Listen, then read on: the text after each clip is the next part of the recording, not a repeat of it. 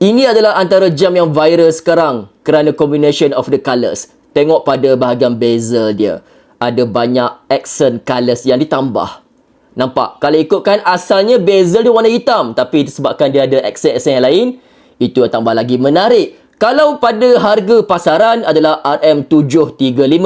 Tapi Abang Jam tawarkan sebelum tu, jom kita tahu dulu serba sedikit tentang info pada jam ini. Ini adalah GBD 200SM. Ada dua pilihan color, sama ada color yang ini orang panggil Naruto ataupun orang panggil Sasuke ni. Ada juga orang panggil Joker. Yang ini dia boleh ada untuk features function step tracker. Untuk daily, weekly dan juga bulanan. Dan anda boleh track untuk calories burn yang anda hasilkan daripada anda punya workout pilihan. Dia boleh simpan data sehingga 100.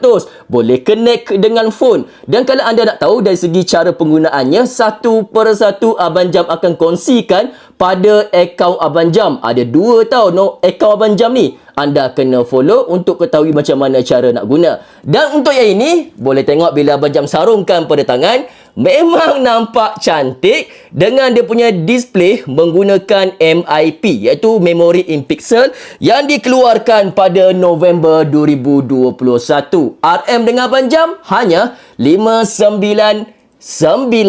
Berkenan? Jom snap jam GBD 200SM dengan Abang Jam sekarang, sementara stok masih ada.